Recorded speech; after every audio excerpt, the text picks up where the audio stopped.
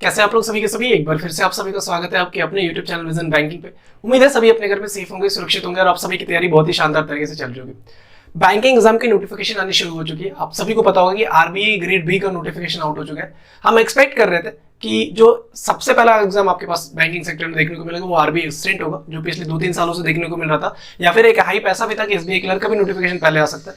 But जो notification सबसे पहले आउट हुआ है वो है आरबीआई ग्रेड बी का नोटिफिकेशन, और इतनी बड़ी नंबर में वैकेंसीज नहीं है। आप सभी को पता है उसके पीछे रीजन क्या है। जितना हम एक्सपेक्ट करते हैं कि RRB PO, RRB clerk, IPS PO, IPS clerk, SBI PO, SBI clerk में उतनी नंबर ऑफ वैकेंसीज इसमें कभी आपको देखने को नहीं मिलती, क्योंकि ये ऑफिसर ग्रेड का सबसे टॉप नॉच पोस्ट है जो आप एक रिक्रूटमेंट के थ्रू प्रोसेस में जा सकते हो। आपको ये भी पता कि आरबीआई असिस्टेंट का ही पेपर ले लो, कितनी वैकेंसीज आती है, 800, 900, 1000।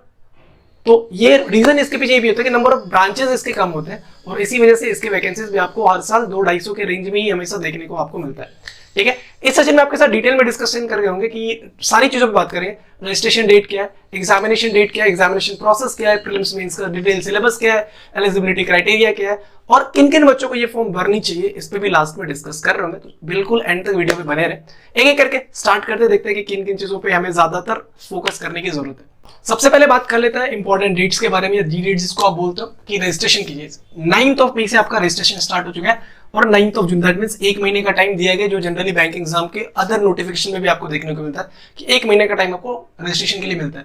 और एक चीज ध्यान रखना, ये 9 जून को ये रजिस्ट्रेशन खत्म हो रहा होगा, और 7 या 10 7 से 10 के बीच में आपका आरआरबी पीओ का भी नोटिफिकेशन आ जाएगा, और 7 से 10 के बीच में आपका फॉर्म फिलअप होना स्टार्ट हो जाएगा। इसीलिए मैंने स्टार्टिंग में बोला था कि एक फॉर्म खत्म होगा, दूसरा फॉर्म भरने का टाइम आपको देखने को मिल जाएगा। ऐसा टाइम बैंकिंग एग्जाम में आ गया अब, है ना। जनवरी से लेके मई जून तक हम बोलते हैं कि ये थोड़ा सा बोलते ना अप्स एंड लोज वाला कंडीशन होता है, तो अभी लोज चल रहा था, अब बैंकिंग एग्जाम एकदम बूम करेगा।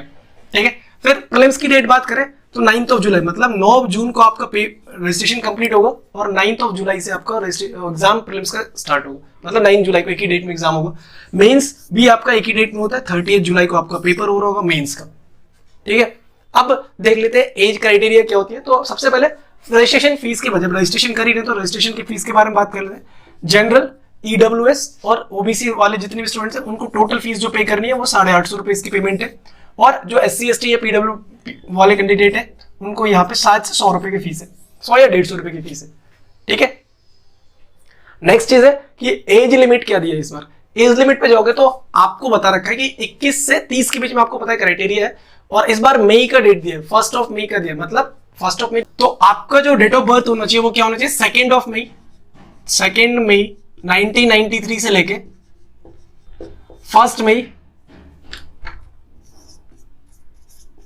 2002 तक, मतलब दोनों डेट इंक्लूडेड अगर मैं लो तो 2002 तक आपका बॉर्न होना चाहिए। मतलब 2 मई 1993 से लेके 1 मई 2002 तक अगर इन बीच में किसी का डेट ऑफ बर्थ है तो वो आराम से इस फॉर्म को फिल कर सकते हैं। 21 to 30 जनरली क्या होता था कि जनवरी का लिया जाता था या फिर अगस्त का लिया जाता था, बट इस बार में ये भी चेंज हुआ है, मई का डेट लिया गया। तो आपकी डेट ऑफ बर्थ इसके बीच में लाई करनी चाहिए, या फिर इन दोनों डेट्स में भी आपकी डेट ऑफ बर्थ होनी चाहिए। बात कर लेते हैं एलिजिबिलिटी क्राइटेरिया की। सबसे पहले क्वालिफिकेशन क्या डिमांड कर रहा है कि अगर आप एक जनरल कैंडिडेट हो या ईडब्ल्यूएस वाले स्टूडेंट हो तो आपको ग्रेजुएशन में मिनिमम 60% या उससे ज्यादा इक्वल्स टू या फिर ग्रेटर देन किससे चाहिए, 60% आपका ग्रेजुएशन में होना चाहिए।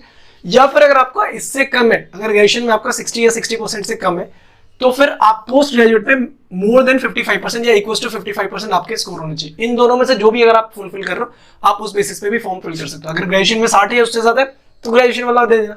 अगर पोस्ट ग्रेजुएशन में 55 या उससे ज्यादा है, और मान लेते हैं कि स्टूडेंट का ग्रेजुएशन में कितना 59% है ना, और पोस्ट ग्रेजुएशन में उसका 56% है, तो वो भी एलिजिबल है, क्योंकि उसने पोस्ट ग्रेजुएशन में क्वालिफिकेशन जो क्राइटेरिया है उसको क्रॉस किया हुआ है।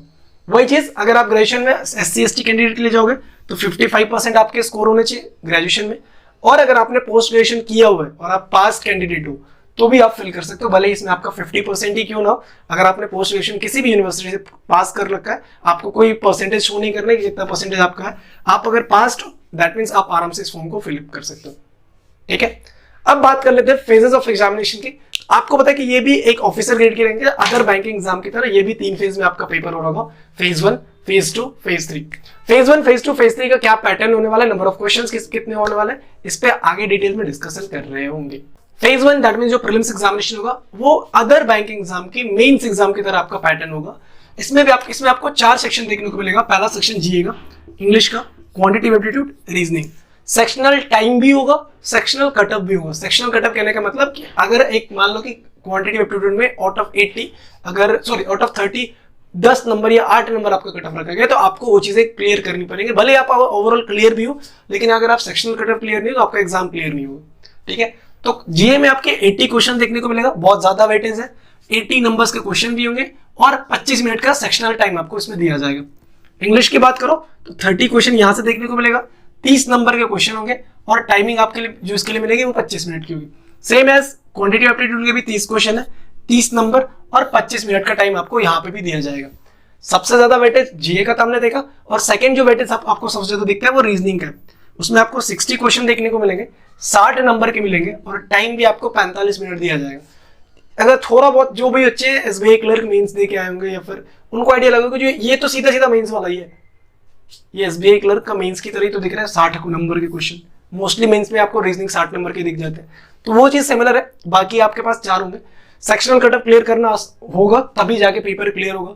सेकंड चीज, जो कटअप की बात करें तो वो लाइक करते रहता है हर बार, चूंकि सबसे डिफिकल्ट पेपर आपका इस आता है। डिफिकल्ट कहने का मतलब सबसे ज्यादा इंपॉर्टेंट पोस्ट है, तो कभी कभी क्या देखने को मिलता है, पेपर बहुत ही ज्यादा डिफिकल्ट आ जाता है। पिछले 2-3 सालों को अगर आप एनालाइज करोगे तो 1-2 बार ऐसा भी हुआ कि 60 से 70 के बीच में कटअप लाइक किया है। बहुत लास्ट टू लास्ट अगर आप देखो तो शायद 108 या 109 कटअप भी गया है। तो पेपर की डिफिकल्टी लेवल के अकॉर्डिंग इसका कटअप आपको देखने को मिलेगा। वी कैन एक्सपेक्ट 60 जो सेकंड लास्ट टू लास्ट गया था, 60 से लेके 100 के बीच में आप एक्सपेक्ट करके चलो कितना आना है। और ये आपको दिख रहा है ना कि सर 30 तो यहीं से लेके आ जाएंगे, 30 तो यहीं लेके आएंगे।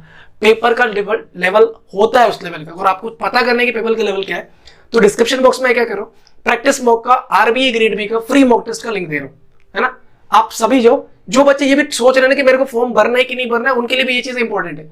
डिस्क्रिप्शन बॉक्स में लिंक है, आप जो फॉर्म को जो प्री मॉक टेस्ट है आपके पास उसको अटेम्प्ट करो, देखो आप किस लेवल पे हो। क्योंकि अगर आपका लेवल अभी आपको नजर आ रहा है कि इसमें मेरे को, क्योंकि ये तो भैया ये अभी कितने लोगों का क्लियर होगा आपको ही पता है, कितने लोग इस पे काम कर रहे हैं ये भी मोस्टली बच्चों को पता होगा। ठीक है, तो इन इधर से आप कितने आ रहे, 50 आ रहे, 40 आ रहे, 30 आ रहे, 60 आ रहे, 80 आ रहे, 100 आ रहे, आपको आइडिया भी लग जाएगा कि शुड आई अपीयर और नॉट, मेरे को तैयारी करनी चाहिए, मेरे को इस बार एग्जाम में अपीयर होना चाहिए कि नहीं चाहिए, वो आपको एक रफली आइडिया खुद से भी लग जाएगा। तो डिस्क्रिप्शन बॉक्स में लिंक है, आप जाकर उसको फ्री मॉक टेस्ट, ऐसा कुछ नहीं पेड है, आप जाकर उसको अटेम्प्ट करो और देखो आपका स्कोर कितना जाता है। और डिस्क्रिप्शन और कमेंट सेक्शन में मेरे को जरूर बताना कि भैया इतना स्कोर जा रहा है, इस सेक्शन में इतना स्कोर जा रहा है, रीजनिंग में, क्वांट में, इंग्लिश में और जीए में, है ना। तो एक बार जाके अटेम्प्ट करो और मुझे कमेंट सेक्शन में जरूर बताना कि कितना स्कोर जा रहा है। ठीक है, फिलहाल प्रीलिम्स का तो देख लिया, अब देख लेते हैं मेंस का, है ना, कि मेंस का क्या स्कोर, मेंस में क्या क्या चीज आती है, कितना पैटर्न क्या है एग्जामिनेशन का। तो एक बार मेंस का भी देख लेते हैं। नेक्स्ट देख लेते हैं कि फेज 2 एग्जाम का पैटर्न क्या होता है, सिलेबस क्या होता है, किन किन चीजों पर ज्यादा फोकस करने की जरूरत होगी। तो सबसे पहले देखो, आपको दिखेगा पहला 3 पेपर में आपका फेज 2 एग्जाम होगा और एक ही दिन में 3 पेपर आपको देखने को मिलेंगे। ऐसा नहीं कि अलग अलग दिन पे आपको पेपर आएगा। फेज 2 एग्जाम 30 जुलाई को तीनों पेपर देखने को मिलेगा। पेपर 1 आपका क्या होता है, इकोनॉमिक्स एंड सोशल इश्यूज। इससे आपके टोटल 60 क्वेश्चन पूछे जाएंगे, 30 क्वेश्चन ऑब्जेक्टिव फॉर्म में और 30 क्वेश्चन डिस्क्रिप्टिव फॉर्म में। ये जो ऑब्जेक्टिव फॉर्म में 30 क्वेश्चन होंगे उसके लिए 30 मिनट्स मिलेगा और डिस्क्रिप्टिव वाले के लिए 90 मिनट्स मिलेगा। डिस्क्रिप्टिव पेन पेपर पे नहीं होगा, कंप्यूटर बेस्ड एग्जाम ही होगा, आपको कीबोर्ड दिया जाएगा।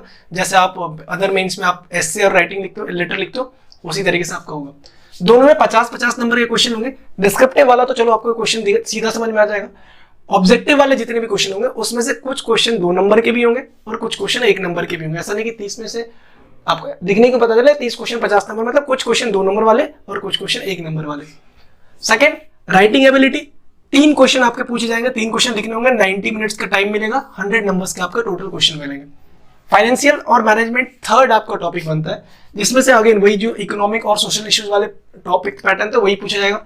30 question objective, 30 question descriptive. Objective के लिए 30 मिनट, डिस्क्रिप्टिव के लिए 90 मिनट्स। 50 नंबर के क्वेश्चन आपके दोनों सेक्शंस होंगे, मतलब ऑब्जेक्टिव वाले से भी डिस्क्रिप्टिव वाले से भी टोटल 100 नंबर, 2 घंटे। मतलब जो आपका पेपर बन रहा होगा वो 5.5 घंटे का आपका पेपर बनेगा 30 जुलाई को, अगर आप मेंस लिख रहे होगे तो। ठीक है, ये तो था एग्जाम पैटर्न। बात कर ली हमने, प्रीलिम्स की भी बात कर ली, मेंस की बात कर ली, कटअप बात कर ली, एलिजिबिलिटी क्राइटेरिया बात कर ली, देन आपका registration date, form fill up date, सारी चीजें बात कर ली। अब मोस्ट इंपॉर्टेंट चीज है कि भैया क्या मुझे ये फॉर्म फिलअप करना चाहिए। देखो, आप बहुत सारी जगह आपने ये चीजें देखी होंगी, है ना, आपने कैसे नोटिफिकेशन का डिटेल डिस्कशन किया होगा देखा होगा।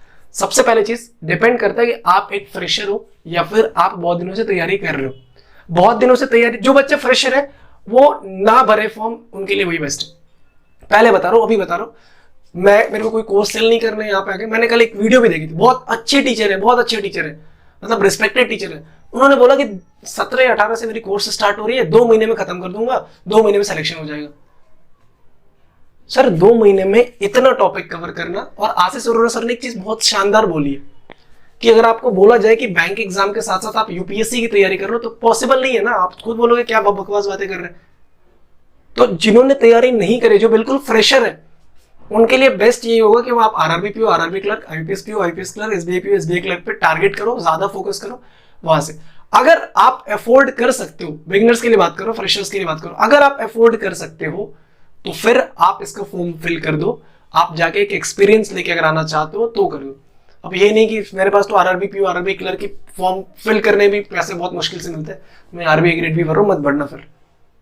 ठीक है, एक बार किसी बैंक में जाके सिलेक्शन ले लो, फिर जब आपकी सैलरी आ रही होगी आप आराम से तैयारी, उसके बाद जरूर इस बैंक की तैयारी करना।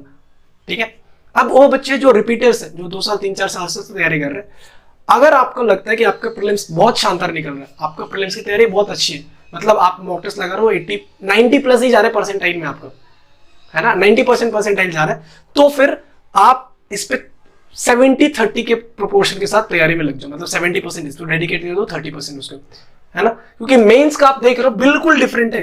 कितने बच्चों ने अभी तक इकोनॉमिक एंड सोशल इश्यूज पढ़ा है, कितने बच्चों ने फाइनेंशियल एंड मैनेजमेंट टर्म पढ़ा है।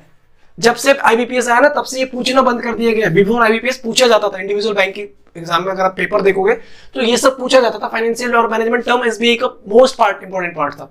बट जब से एसबीआई आईबीपीएस ने पैटर्न अपना लाया, ये 30-30-35 वाला, 30-35-35 वाला, तब से ये सब हट गया, बिल्कुल हट गया। तो जो रिपीटर्स भी है उनको अगर लगता है कि आपकी तैयारी उस लेवल पे नहीं है, जब आप फॉर्म फिल करो कि आप मतलब आप श्योर नहीं हो कि मेरा तो आरआरबी पीओ, आरआरबी क्लर्क निकल ही जाएगा प्री, तो फिर इसको देख के भरना भैया जरा। ठीक है, बिगिनर्स तो बिल्कुल नहीं भरना, और रिपीटर्स जो जिनको लगता है कि तैयारी अच्छी है वो डेफिनेटली इस फॉर्म को भरना। बहुत शानदार जॉब है, 1.5 लाख 2 लाख की जॉब है। मतलब अगर सारे पर्क्स वगैरह को एड ऑन कर दोगे ना तो इसकी सैलरी 2 लाख तक जाती है। ठीक है, तो 2 लाख इंडिया की अगर आप देखो, कर 2 लाख आप इंडिया में अर्न कर रहे हो तो आप वो 2-3% वाले लोगों में हो, जो 2-3% अर्निंग लोग होते हैं ना, वो 2-3% वाले में आप होगे। ठीक है, तो ये एक पूरा डिटेल डिस्कशन था आपके साथ, मैंने शेयर किया। तो कैसा लगा वीडियो कमेंट सेक्शन में जरूर बताना, और आप फॉर्म फिल कर रहे हो कि नहीं कर रहे हो ये भी मेरे को कमेंट सेक्शन में बताना। मिलते हैं नेक्स्ट सेशन में, till then take care, bye bye, thank you. Video अगर पसंद आई तो एक प्यारा सा लाइक कर देना, दोस्तों तक शेयर कर देना, और चैनल पे नहीं हो तो सब्सक्राइब करना बिल्कुल नहीं भूलना, सो दैट कि सारी वीडियोस की नोटिफिकेशन आप तक प्रॉपरली पहुंच पाए। ठीक है, मिलते हैं नेक्स्ट वीडियो में।